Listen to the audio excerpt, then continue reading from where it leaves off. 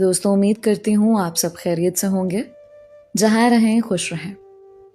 بڑھتے ہیں کہانی کی جانب، شروع کرتے ہیں آج کی کہانی۔ مسرت نے کھڑکی سے باہر دیکھا تو سرد ہوائیں اس کے چہرے سے لپٹ گئیں۔ شام کا دھندلکا چھا رہا تھا اور کمرے میں خاموشی کے ساتھ اس کی سانسیں گونج رہی تھیں۔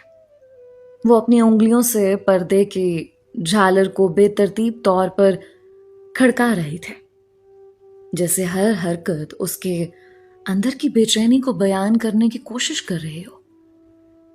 کمرے کے دوسرے کونے میں شوہر عرفان کتاب کے اوراق پلٹ رہے تھے۔ ان کی حرکتیں سست تھیں، جیسے ہر صفحہ اٹھانے میں کوئی بوجھ اٹھا رہے ہو۔ مسرت نے اپنی نگاہیں اس پر جمائیں تو عرفان نے سر اٹھا کر مسکرانے کی کوشش کی، مگر وہ مسکراہٹ ایک سیکنڈ بھی ٹک نہ سکے۔ اس کی آنکھوں میں چمک کے بجائے اداسی تیر گئی۔ مسرت نے دل ہی دل میں ایک گہرا سانس لیا۔ یہی تو معمول تھا۔ رات کے اندھیرے میں جب وہ اس کے قریب ہوتے، ان کے ہاتھوں کی لرزش، سانسوں کی بے ترتیبی اور پھر خاموشی کے ساتھ ایک دوسرے سے دور ہو جانا۔ ہر رات یہی کہانی دہرائی جاتی تھی۔ وہ 18 سال کی عمر میں عرفان سے بیاہی گئی تھے۔ شادی سے پہلے اس نے خواب دیکھے تھے، کالج کی عمارتوں کے، کتابوں کے اوراق پلٹتے ہوئے ہاتھوں کے، اور ایک ایسے ساتھی کے جو اس کے جذبات کو سمجھے۔ مگر جب ماں نے کہا تھا کہ عرفان نیک دل ہے، تمہیں کبھی دکھ نہیں دیں گے، تو اس نے ہاں کر دی تھی۔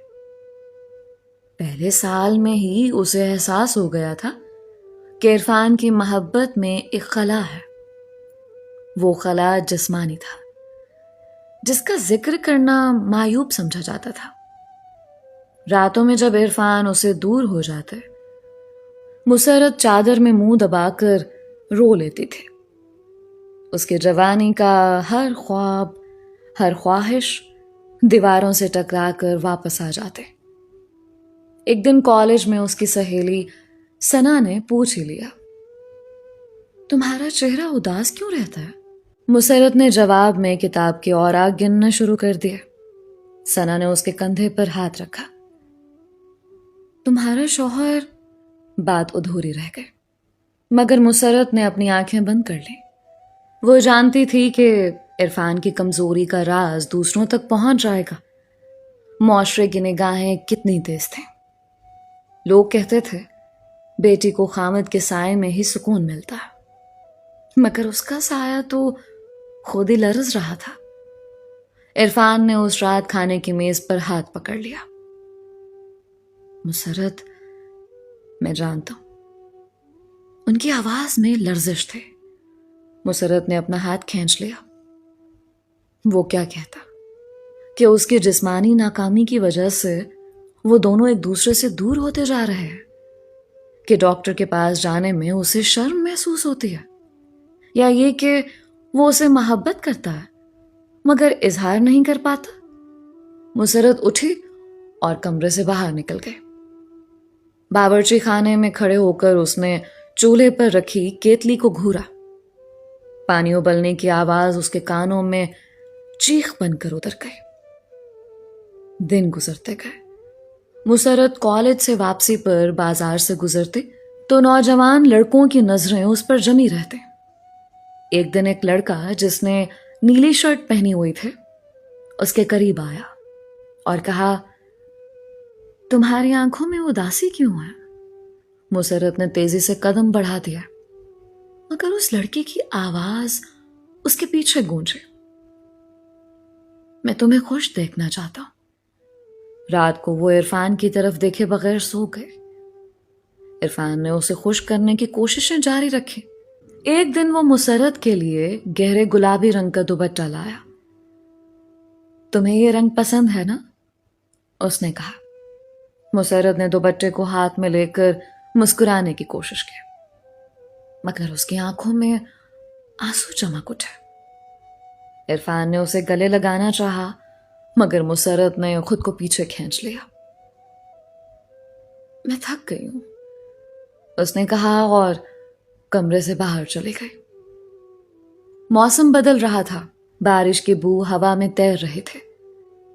मुसरत कॉलेज लाइब्रेरी में बैठी अपने नोट्स देख रही थे जब सना ने उसे एक कॉफी कप थमाया। तुम्हें कुछ कहना है? सना ने इसरार किया। मुसरत ने कप को होंठों से लगाया। गर्म कॉफी के बुखारात उसकी आंखों में जमा हो गए। वो मुझे छू भी नहीं सकता, उसने आहिस्ता से कहा। सना की आंखें फैल गईं। तुम्हारा मतलब? मुसरत ने सर हिलाया। लाइब्रेरी की घड़ी की टिक टिक आवाज ने खामोशी को और गहरा कर दिया। उस रात इरफान ने डाइनिंग टेबल पर फूलों का गुलदान रखा। मुसरत ने गुलदान को देखा तो उसके होंठों पर एक कड़वी मुस्कुराहट उभरी। तुम क्यों ये सब कर रहे हो? उसने पूछा।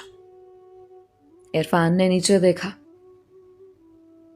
मैं तुम्हें खुश देखना चाहता हूं। मुसरत ने अपनी मुट्ठी बंद की। खुशी? तुम जानते हो खुशी क्या होती है? उसकी आवाज बुलंद हो गई। इरफान खामोश खड़ा रहा। मुसरत ने बर्तन पटक दिया और कमरे से बाहर निकल गए। बारिश तेज हो गई। मुसरत छत पर खड़ी होकर आसमान को देख रही थी। पानी के कतरे उसके चेहरे पर गिर रहे थे। उसने अपने कपड़े बचाने की कोशिश की, लेकिन बारिश के कतरे उसके गले में सिरकने लगे तो मुसरत ने आंखें बंद कर ली। हवा में लटकी हुई खुशबुओं के दरमियान उसे इरफान की वो पहली मुस्कुराहट याद आ गई, जब उसने शादी के बाद पहली बार उसके हाथ में चाय का कप थमाया था। उस वक्त भी उसकी उंगलियां कांप रही थीं। क्या वो उससे मोहब्बत करता था या सिर्फ अपनी नाकामी का बोझ उठा रहा था? छत का दरवाजा खटका। इरफान ने चादर लपेटे हुए उसकी तरफ देखा। सर्दी लग जाएगी, उसकी आवाज में वही पुरानी घुटन थी। मुसरत ने जवाब ना दिया। उसकी नजरों के सामने नीली शर्ट वाले लड़के का चेहरा घूम गया। मैंने सोचा हम डॉक्टर के पास चलें। इरफान के अल्फाज टूटे हुए थे। मुसरत ने अपने कपड़ों को थाम लिया। डॉक्टर? क्या वो अपनी शर्म को उसके सामने बिछा दे? उसने अचानक मुड़कर देखा। इरफान की आंखें सुर्ख थीं। बारिश ने उसके बालों को चिपचिपा बना दिया था।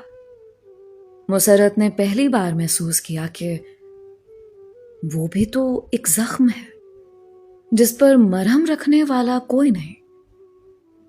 अगले दिन वो इरफान के साथ क्लिनिक के कमरे में बैठे थे। डॉक्टर साहब की ऐनक के शीशे पर रोशनी टकराई तो मुसरत को अपना अक्स दिखाई देता। ये कोई नाकाबिले इलाज मसला नहीं है, डॉक्टर ने कागजात पर कलम घुमाते हुए कहा।